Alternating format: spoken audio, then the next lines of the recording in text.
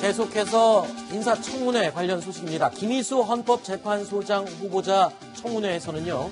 예상했던 대로 5.18 당시 판결 논란이 핵심 쟁점이 됐습니다. 먼저 김희수 후보자 이에 대해서 어떻게 답변을 했는지 들어보겠습니다.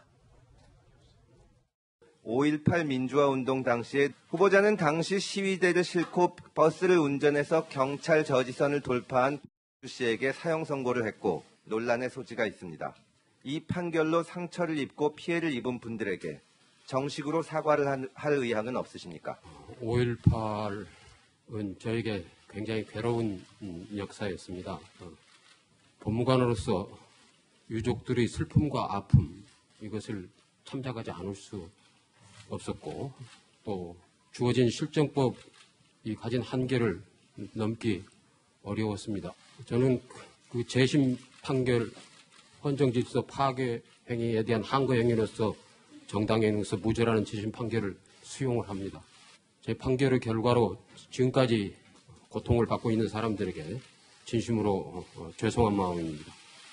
사형 선고를 한 사람이 지금 강주 정신을 헌법에 담는다 이런 상황에서 그 헌법재판소장직을 수락한다는 것 자체가 양심에 좀 어긋나지 않습니까? 당시에까지는 그렇게까지는 생각을 하지 않습니다만은 매우 큰 부담을 느끼고 있었던 건 사실입니다. 네.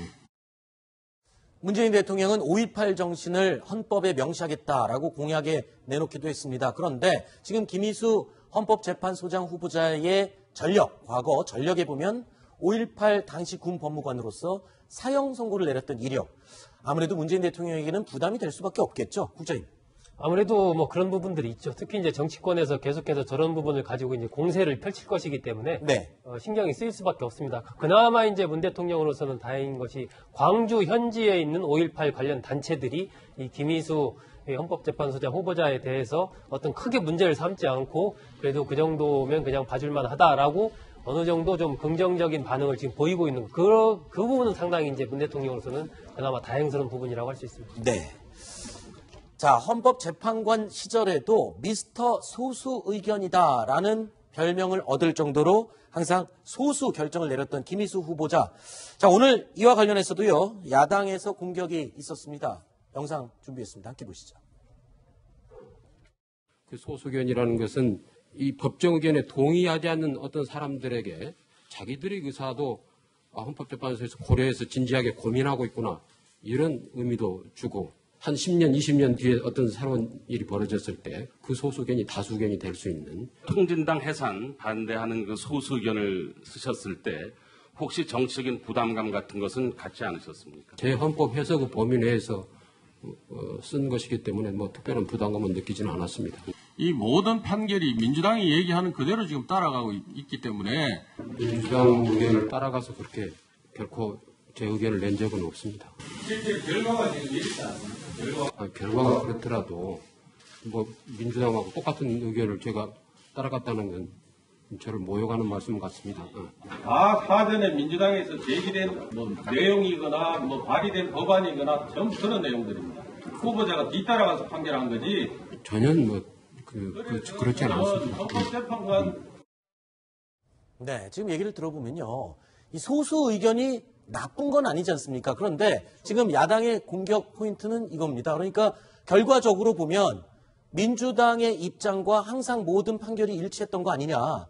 그게 소수 의견으로 계속 나왔던 거 아니냐. 이렇게 지금 공격을 하니까 굉장히 불쾌한 표정을 지었습니다. 근데 이제 그 결과론적인 부분도 있고, 이제 의도로 있느냐 그런 부분들도 있거든요. 그렇게 네. 하시면 사실 보수 성향을 가진 헌법재판관 같은 경우에는 뭐 예전 새누리당의 어떤 입장이라든지 정부의 입장과 판결 결과가 일치하는 것도 찾아보면 많을 것이거든요. 네. 그러니까 어차피 헌법재판관이라는 게 사실은 이 세 명 대법원장 셋, 대통령 셋, 국회 셋, 그리고 국회도 여 하나, 야 하나, 여야 합의 하나 이렇게 담으라는 거는 우리나라의 입법, 사법, 행정의 삼권 분립의 정신을 온전히 딱 지키라는 것이 그 9명 헌법재판관의 임명 방식에서 알 수가 있는 것이거든요. 네. 다양한 가치를 담으라는 겁니다. 그러니까 보수 진영에서 추천한 사람 헌법재판관들은 보수 진영의 어떤 입장에 따른 결과가 나올 수밖에 없는 의도라는 상관없이 네. 친보 진영은 또 그렇게 할 수밖에 없는 것이거든요. 그러니까 뭐 곽성도 의원이 그런 거는 뭐 말은 할 수는 있는데 그걸 뭐 김희수 후보자에게 당신 말이야 일부러 따라간 거 아니야? 의도적으로 그런 거지라고 좀 몰아붙이는 건 좀 조금 과하다고 생각합니다. 네.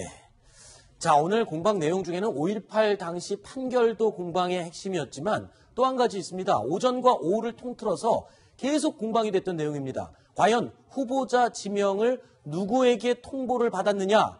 이 질문을 가지고 오전, 오후 내내 공방이 벌어졌습니다. 영상 함께 보시겠습니다. 이 헌법재판소장으로 지명될 거라는 통보를 청와대로부터 연락을 받았습니까? 어느 분한테 연락을 언제쯤 받으셨습니까? 어느 분한테 받았는지는 뭐 제가 이 자리에서 말씀드리기가 좀 어렵습니다. 예. 청와대 관계자인가요? 네. 인사 라인에 계신 분입니까? 구체적으로 말씀드리기는 어렵습니다. 뭐 그 부분이 왜 밝히면 안 되는 거죠? 뭐 특별히 못 밝힐 이유는 없는데요. 인사에 저는 내밀한 부분이라고 생각을 해서 그냥 말씀을 안 드리고 있는 겁니다. 예.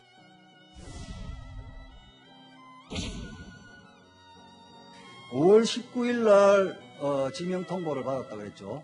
그렇습니다. 누구로부터 받았습니까? 청와대 인사 라인에서 받았습니다. 뭐 그 정도까지만 말씀드리겠습니다. 통보를 받았습니까? 인사 라인이라는 게 인사수석, 민정수석 이 두 사람 아닙니까? 뭐 그럼 그 정도 선에서 이해라. 저희들이 이걸 여쭤보는 이유가 있거든요. 야, 그러면 이유를 말씀을 해주시든가. 예? 그냥 정상적으로 청와대 인사 라인에 의해서 절차를 밟아서 후보자가 헌법재판소장 지명자가 됐는지를 따져보는데 그 정도 이야기시면 됐지 왜 묻습니까? 이거 아닙니까? 그러니까 그 수석이 누구냐고요. 말 못할 이유가 있습니까? 말 못할 이유 없습니다. 말씀하십시오. 그 민정수석으로부터 받았습니다. 민정수석, 예. 조국 민정수석으로 받았습니까? 결국엔 말했습니다. 오전, 오후 내내 공방을 벌이다 결국엔 말했는데 이게 궁금합니다. 야당 의원들은 도대체 저걸 왜 저렇게 집착해서 질문을 했고 그리고 또 후보자는 결국 저렇게 마지막에 대답을 할 거 왜 버텼는지 좀 그게 너무 궁금하거든요. 저도 사실 좀 궁금합니다. 왜냐하면 저렇게 중요한 문제가 사실 아니죠. 네. 근데 이제 김도우 의원이나 박상도 의원이 물어봤던 한국당 의원들의 질문의 의도는 지금 계속 그러니까 문재인 정부가 들어서고 나서 김기정 국가안보실 2차장이 낙마하지 않았습니까? 사퇴하고 그래서 인사 실패가 이제 벌어지고 있는데 그 여러 가지 문제 중에 하나가 그러니까 인사 추천을 정상적으로 받아서 그것을 검증을 해서 사람을 뽑는 게 아니라 네.